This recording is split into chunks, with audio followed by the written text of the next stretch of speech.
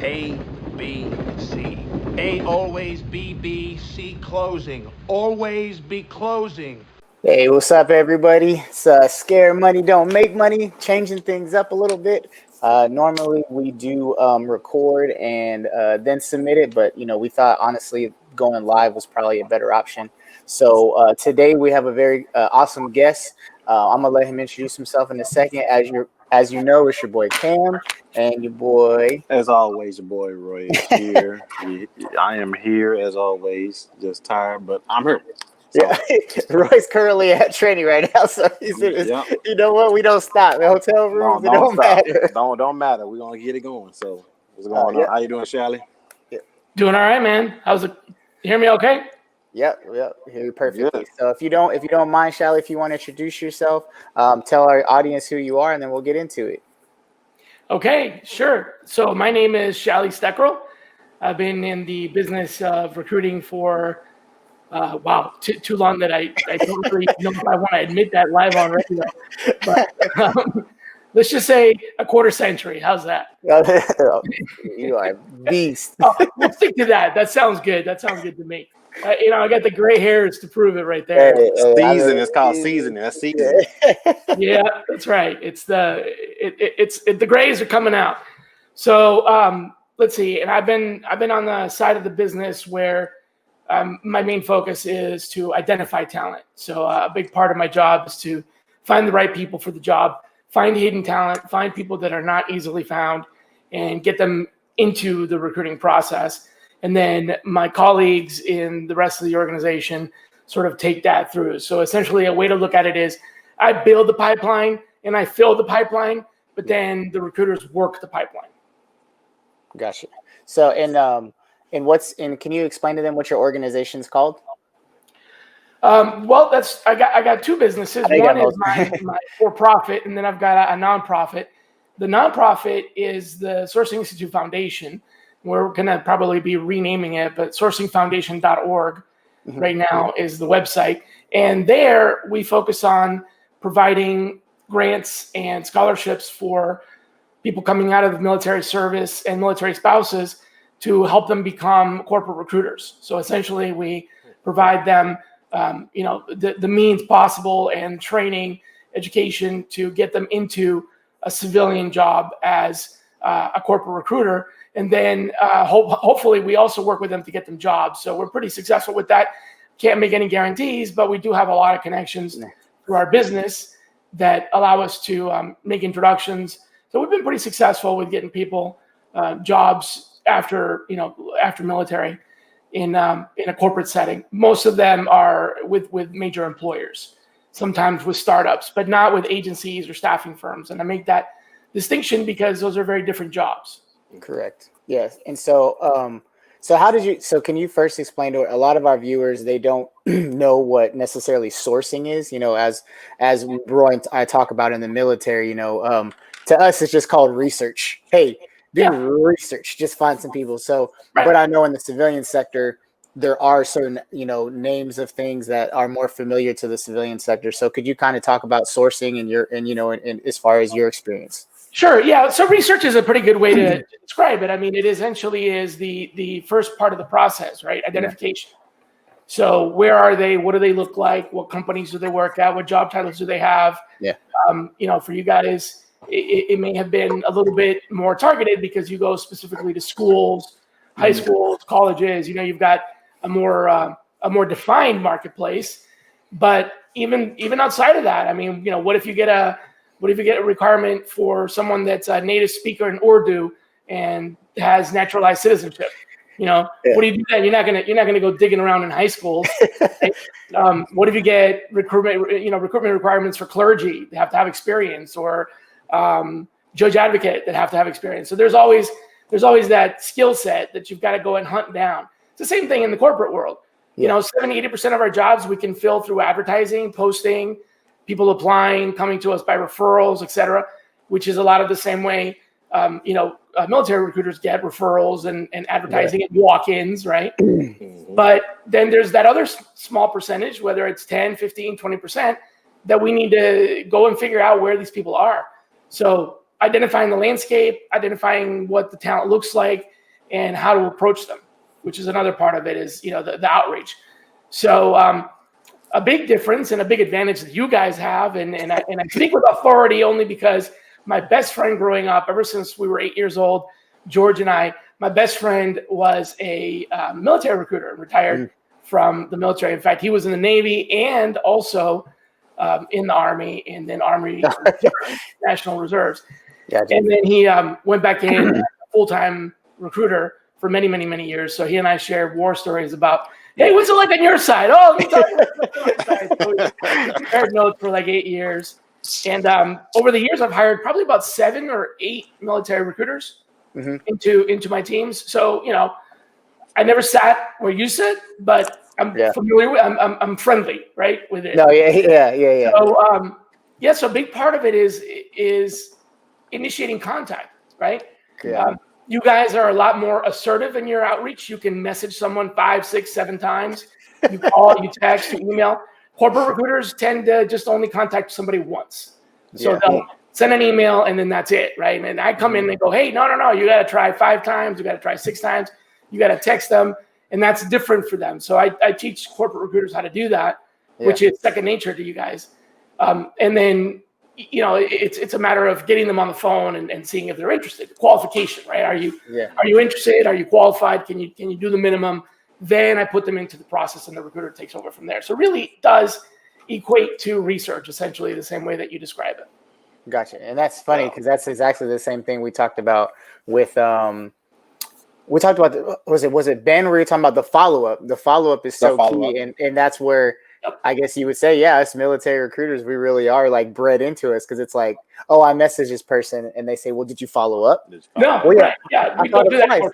Would you follow it again? Did you call them? Did you go to their house? Did you bring him a sandwich? Did you go pick him up? Yeah. So so there are like a lot of different ways of following up. Like, so do you do like the normal traditional follow up, like email, text, or like how in depth do you go with your follow ups? Well, so I've got a pretty formulaic cadence that I built in. I'll send an email first because email is usually faster, right? So let's say I got 100 prospects. I'm going to be able to hit 100 people all at once instead of having to, make 100 calls. So I'll hit that list with 100 and maybe 20 or 30 of them reply back. That means I only got 70 that I need to follow up with. And that 70 I'll send text messages to, which is again pretty quick. I get another 10 responses. Now I only got 60. Then those 60 get a call. So I do, email, text, call. And by then I probably am down to maybe 50. And I start over the cycle again. Now, for some of them, I might have Facebook or Twitter accounts or Pinterest or Instagram or Snapchat or WeChat or WhatsApp or whatever. Can't do some of those now because of the certain regulations. But Facebook and Twitter, for example. So I'll include that as my next cycle. Instead of maybe texting, I'll send them Facebook. Oh. So then I'll do that evolution. And it's 24, 24, 24, 48, 48. So 24 hours. Yeah. Gotcha. Basically, wait a day, wait 2 days, wait 2 days, which usually extends into the second week. See, that's interesting because you just said that you get like a 30% callback or email back rate. The first email, 20 to 30 is good, right? Okay. And then our text messages, you get a little bit more. Sometimes people don't respond because they're not around, and that happens. They're on vacation, they're traveling, so that's why I wait, for the next week. But all in all, I'm shooting to get about 50 to 60% response rate all in before I start thinking about abandoning that lead.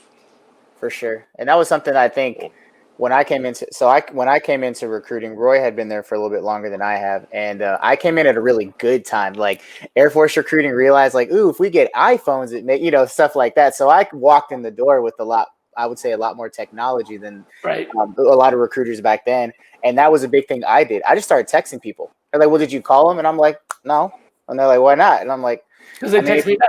If you look at the statistics, and I don't know if you remember, I used to tell our flight chief all that time, Roy, he'd be like, well, you didn't call them. I'm like, statistically, they're not going to answer my phone call, but they will answer my text message. Yep. And only now I think has the military probably really started to understand that, which has given a lot of recruiters a lot more leeway in contact. I don't know. I mean, Roy's he's actually a manager of a recruiting team. So what do you think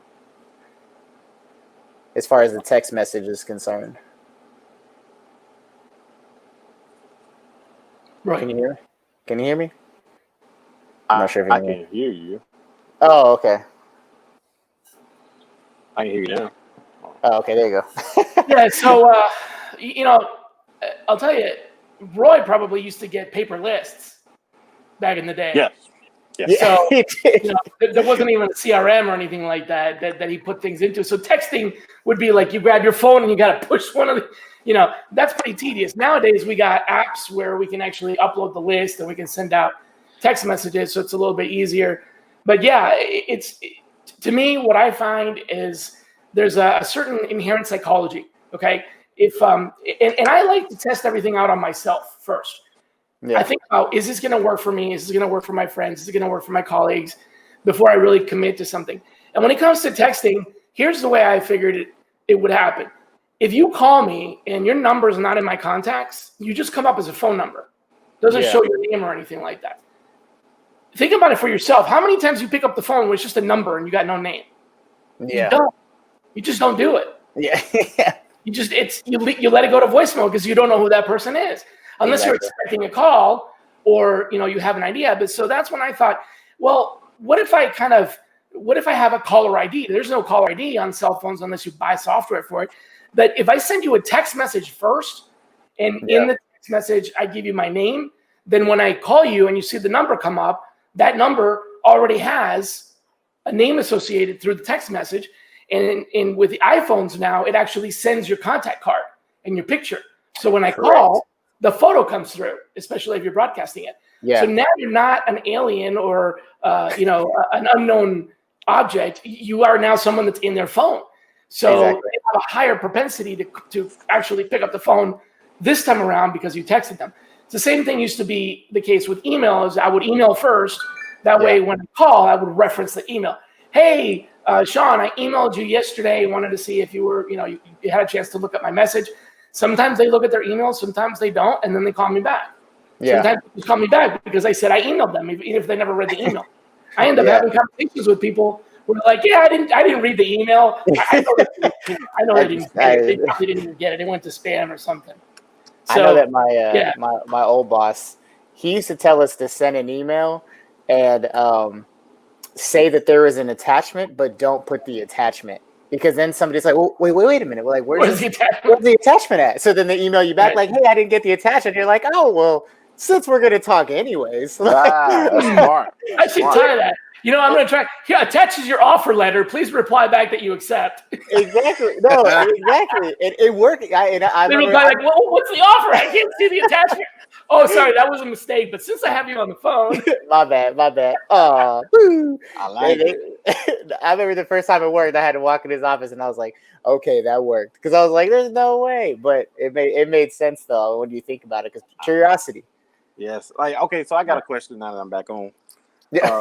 So what, I don't like to say tactics, but like what methods you used back when you first started do you think are still successful in utilization today? Because like we always talk about like snail mail and things of that nature. Yeah. So like what things have you seen still work, no matter how archaic it is, like still work today? Yeah. Mixing it up with the messaging still works, right? Whether it used to be phone then email, now it's email then phone or text then phone, but mixing it up always works because there's a psychological process that happens there too, which is if you call someone and you text them or you email them and you call them or you mix it up, you're not a spammer, you're not a telemarketer, because spammers only email you once, right? Telemarketers only call you, they don't email you. So when you have multiple contacts or points of contact for someone, they get the message, even if it's subliminal, that this is legit. Like you can't possibly be, some kind of spam or whatever. So that definitely works. You mentioned postcards. There are some professions today where that still works, particularly where people are on their feet a lot. For example, in healthcare, nurses, PTs, RNs, OTs, a lot of those therapists, because they may have a phone with them all day long, but they really aren't on the phone for much True. more than just a quick text message here and there. But you can obtain the lists of licensing and certification from the appropriate agencies, and you can send them all postcards for 17 cents a copy. Yep. And that is, you can go online, totally customize the postcard, say whatever you want, put some nice images on there, and send it all out, in one day, and they all get it, kind of like a mass email. So that still works in some professions, but only those where you can obtain those lists. If you're talking to people that they don't have a licensure database, then that won't work. The other technique that still works, believe it or not, is just searching people up on Google. I mean, Google was around maybe not 25 years ago, but 20 years ago. So, from the very beginning, I was always going to just go out there and try to do some recon on search engines and see what's going on with company names, with job titles, and mix it up a little bit and see if I can get some, additional details. You might put someone's name in and company name, like their name and where they work, and you get a page that's got their email address. Boom, you're done, right? Yeah. Or it's got their page with call me, or even their resume. So that still works today, but very few people do it because they're lazy and they're used to doing just LinkedIn. They go on LinkedIn and they think everything's on LinkedIn. Well, no, not exactly. It's not. I've been learning that as I've been doing it. So Jason Scott had a question. You pretty much answered it. I think I know kind of what your answer might be, just because I've heavily involved myself in the sourcing, the world, Facebook and things like that. But his question was, where can I find information on how to start sourcing for talent? And I'm guessing he's talking about maybe the bullying method and things like that. That really is an art, I guess you would say. Well, yeah. I mean, if you're former military, then you qualify for a scholarship with the Sourcing Institute Foundation. So that would be a good place to start, because we can hook you up with official, training and get you an online curriculum. Other than that, there's a lot of information out there. The problem with most of the people in corporate that do blogs and write about it is they're typically doing it for self-promotion, for the purposes of making themselves look good so they can get a better job. Gotcha. A lot of them go out there and they talk the talk, and then they get another job. You don't hear from them for 3 years until it's time for, guess what, another job. Yeah. Then they're writing articles and posting and speaking at conferences. They get another job, and then they disappear for 3 years. So sometimes that's kind of like it's a gimmick, right? You gotta take a look. If you're gonna learn from somebody online like me, check out their history, right? Have they been constantly out there sharing, and have they been doing the job? So those are the two things. Are they really legitimately sharing because they want to share, and are they really doing the job? You got to have both. Sharing is good, but if you're sharing but you've never done the job, then I'm sorry, not going to trust you as much. No, yeah. Yeah. Done the job, you only share every 3 years, then I'm sorry, not going to trust you as much. So yeah, that's what I would look at. There's a lot out there. I've got a web page. It's a Start Me page. I can shoot you guys over. Okay. Where there's a whole list of resources and blogs, and for people that are looking for work as recruiters. Okay. So it's like a recruiting job resource page. So I can show you guys the link. It's got a bunch of different resources, blogs, and places where you can go and connect. So that would be a good place to start. Look for it in the comments, Jason. We'll put it there for you. Yeah, and I know this was something that definitely. You were the first person that came to mind. When I really dove into this, I don't know, probably a year and a half. I think 2 years ago when I first contacted you. That was kind of the thing. Is I remember telling Roy about it. I was like, oh my God, there's this whole world of people who just try and teach each other how to find people, man. And it's I know they just did the conference recently, the free conference that you were contributed for at the what is it, the magazine Recruiter? Gosh, can't think of it. Oh, HRTX. Yeah, HRTX. Yeah, and I was telling Roy, I was telling him all about it, and I remember just looking at it, and it just got so nitty gritty. As far as you type in the person's, or you type in the industry that you're working for, how many miles you want them to be from where this place is at. Now, and it'll blow your mind at how specific you can get with some of these things.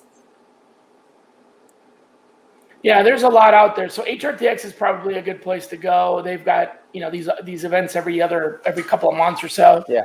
And they've got a pretty broad audience for different industries. Especially, they've got a lot of audience in the cleared space. So people that work in government and military and those types of roles. That might be an interesting career transition for some of you folks. I mean, Lockheed and Boeing and CACI and SAIC and a lot of those companies, Booz Allen, they're going to hire right out of the military. So having that background and knowing that industry, so to speak, the keyword is probably a good advantage. Yeah. So I put it in the chat, by the way. I got it. Yep, I got it. Yeah. So if you want to send it, I can't send it to the comments, but you can. Oh no, yeah, that's fine. So I mean, Roy, what questions do you have? I know you're kind of I'm usually telling you about these things. Yeah, I know, right? So now that you have the man, the myth, the legend. I mean, because it's kind of choppy for me, like where I'm at, but I'm just soaking it all in because just those different search engines and like you said, a lot of times we hear about LinkedIn, and I'm trying to just formulate, especially for on the military recruiter side of the house, how can we come up with a game plan to find certain people?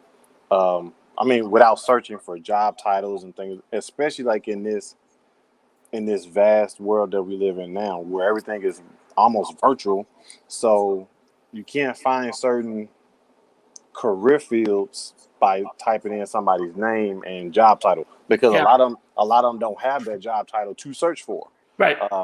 So just trying to, and I'm using that for the audience, just to try to think as far as you possibly can outside the box to try to find people that you really need. That's a good question. My advice on that is to essentially look for the footprint, right? If you're tracking someone, right? Yeah. Put your recon hat on, and when you're tracking someone or a vehicle or whatever, you're going to look for the prints that it leaves behind. Yeah. You can't necessarily identify much more than that, because what's left is just this historical record of something passing by. So it's the broken twigs, it's the displaced dirt, it's the bent grass blades, it's the shape of the shoe, it's so those kinds of things. So think about, in terms of that, think about what footprint your candidate leaves behind. What do they talk about? What do they say? What are the words that they use that only they use, that only that particular part of the population uses, that is endemic, that other people won't understand, right? If I start talking about MOCs, well, for you guys, what's the Air Force equivalent? MSAs? The occupational codes? AFSC. AFS, yeah. So if I start talking about those, only somebody else that's in the Air Force is going to know what those are. Right? Yeah. So what are those little things, that the hints that people leave behind? And then the other side of that is what is the absence of stuff? So sometimes think about what is not there that should be there. When, for example, if I make reference to unclassified information, the only reason why I would make reference to unclassified anything is if I had access to the opposite of that. Yeah. Right? Because nobody talks about unclassified information unless they also know classified information. Right? So the fact that I'm dropping hints this information is unclassified, maybe that's because some of the other stuff that I work with is not unclassified. Yeah. Civilians don't talk like that. Yeah. Right? So what are the other footprints, right? In the Navy, I don't know if you guys know Navy all that much, but they've got all kinds of nicknames for their jobs. Firemen that work in nuclear submarines that have access to the reactor are called knuckle draggers. Yeah. Not a pretty name. They don't like being called that. But you look that up in a forum and you see people being, mentioned by that or referring to themselves as that, that's what they did. They don't have to have a job title that says nuclear reactor electrical engineer. Yeah. If they're called knuckle dragger, they were in the reactor room. Yeah. Yeah. And that requires that kind of clearance. You know what I'm talking about? Yeah. So what is not there that is being intentionally left out? Yeah. What are they not mentioning? So those are the two things I would look like. It's sort of like, what's the trail that they leave behind unintentionally, And what's the trail that they leave behind by intentionally mentioning something that is not supposed to be there? It's such a deep dive. I know, like recently, like I've in an effort to learn more about the sourcing for when I exit the military, like I've been working with somebody to try and source certain jobs, and I know like a ServiceNow admin / developer. I have zero idea what that is, but I know that if I go into like LinkedIn or Google and I type in ServiceNow and then looking for work, it's going to pull up everybody who has a ServiceNow certification and everybody who's identified they're looking for work. Right. Sometimes you end up with a lot of false positives with that, right? Correct. Because yeah. they might have ServiceNow as a admin or as some data entry clerk or something like that, but they're not an architect. They're not an engineer. They don't know how to fix it or tweak it. So you get everybody that says, I know ServiceNow. Yeah. It's kind of like, not that long ago, maybe 10 years ago, 15 years ago, people would say, oh, I know Access, Microsoft. Yeah. That nobody talks about that anymore. But Access is such a common word that if you had the word Access on your resume, it would pop up, and it's not the right kind of access, right? It's Microsoft Access. Yeah. So you get all those false positives with keywords, and more technology these days is taking on that friendly name, right? Like the Android operating systems, Lollipop and Vanilla Cake and ice cream and whatever. Right? If you're searching on a resume database for ice cream, you're going to get all kinds of wacky results, right? So you got to learn how to find the synonyms or the alternative ways for those keywords to be described, and not limit yourself to just ServiceNow. But what are the functionalities? What are the operations? What are they doing with ServiceNow? Are they programming it? Are they customizing it? Are they configuring it? And then use those verbs. Yeah. The language that you search for is a language of action words. So what is it they do? Like, what does this person do? If I'm a recruiter, I find people, I submit people, I interview people. Those phrases, find candidates, find people, submit candidates, interview candidates. Those phrases are good keyword searches to use to find recruiters. Yeah. So what do your people do? They configure ServiceNow, or they create fields, or they create tables, or they create triggers and stored procedures and so on. So you want to use the phrase more so than the keyword, because the keyword can go both ways. It can bring you good quality results, but it can also distract you with all these false positives. Yeah. And you're also leaving behind people that don't use that keyword.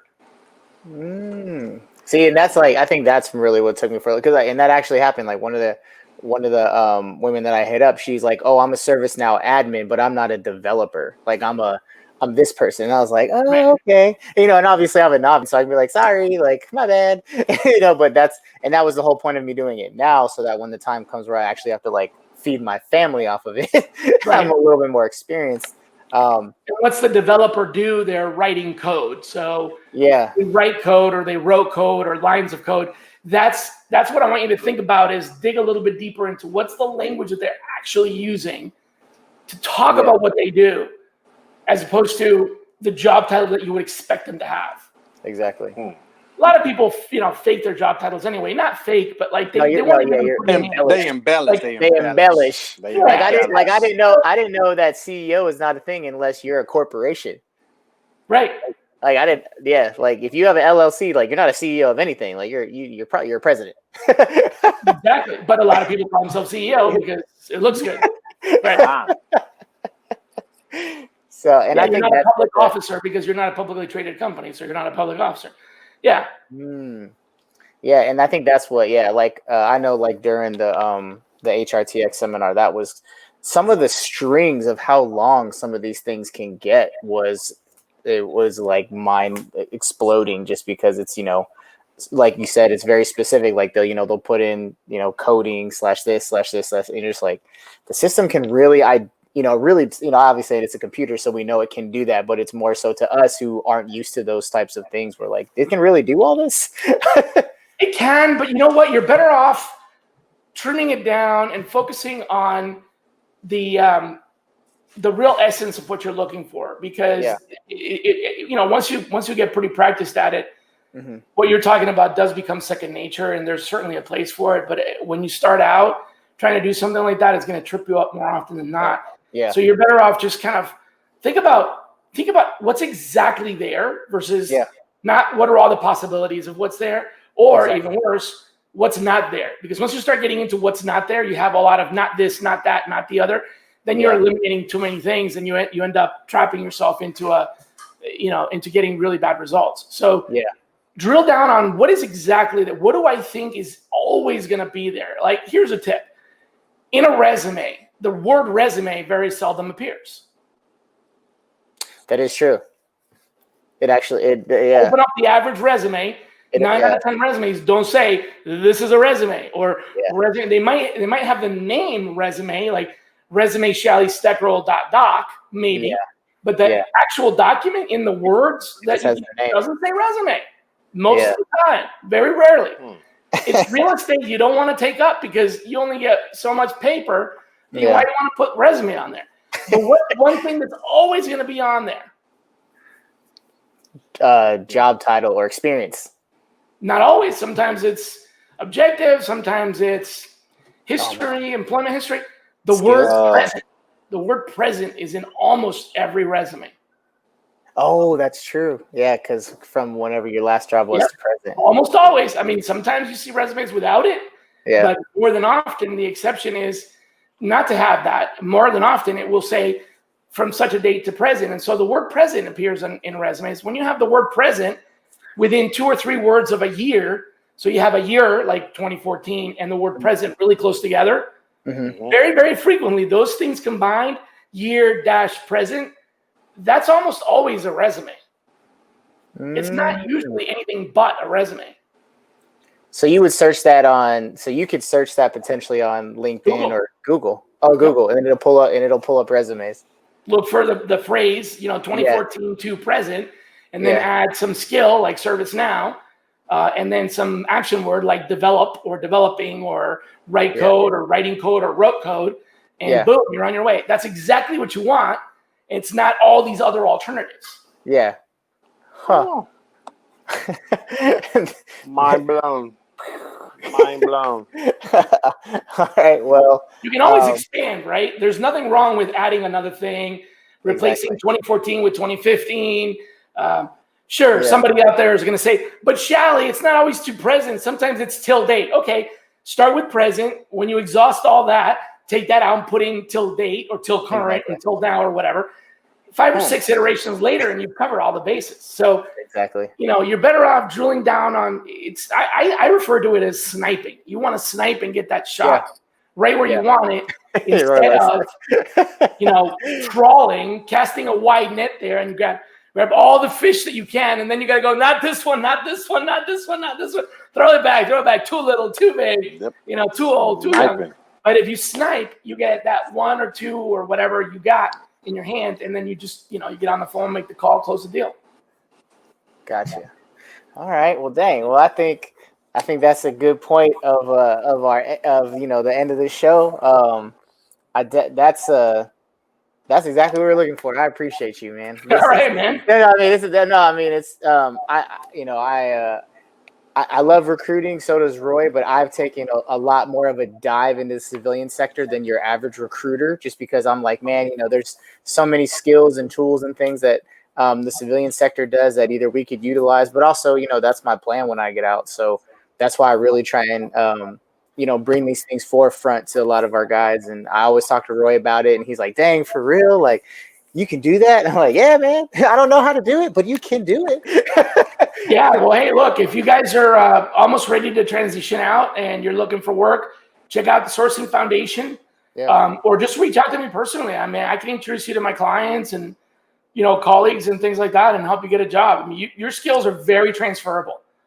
Yeah. Look, you guys have, from where you sit, you have an advantage in a couple of really big areas. None of y'all are afraid of the phone. No. Corporate recruiters are scared of the phone. It's the heaviest object that they've ever picked up. Okay? And so you guys have that advantage, and then you also have the drive and the determination and the consistent approach, right? Yeah. You know that you got to follow up. That's huge. Yeah. So you got the follow-up and you got no fear of the phone. Those two things put you at a significant advantage. All you got to do is some of this stuff that I just told you, you got to learn it. It's a couple of online courses. So, check it out and shoot me a note. All right. Well, Be happy to help you out. no, we appreciate it. Roy, you got any last minute words or questions? No last questions. A lot of times, we try to like fight like, oh, like that stuff doesn't work. It doesn't work. It doesn't work out for me. But it has been tried and true, and it will continue to be tried and true because it works. Because it all goes back to psychology in a sense. It's just that follow up and everything goes back to the mind. Like I don't know if anybody watched that new documentary on Netflix about social media. It's very interesting. Yeah, man, Cam, if you haven't checked it out, it's interesting. It's very interesting. So gotta put it on my watch list. Yeah, so I'll definitely encourage anybody to watch it and just make you think about the human mind. So that's all I got. One last thing. We always ask all the guests, what does scared money don't make money mean to you? Oh yeah, we can't leave without saying that. What does it mean to you? It means if you're afraid of success, you're not going to succeed. Boom. I like it. In a nutshell. I'm at a few words. I like that. That's a very good. I like that. It's funny. Every guest we have, like they go on the long thing. Boom. He's like, hey. Pretty clear to me. Yep. Hey, but you like we said, psychology. Everyone's like, oh, let me dive. But no, we appreciate it, sir. You have any last minute comments or anything? No, I'm honored to be on here. I really appreciate you guys giving me the opportunity to be here. And hey, keep up the good work. As a recruiter, I know you don't get to see thank you very much. People don't say thank you. So at least for me, thank you for what you do. For real.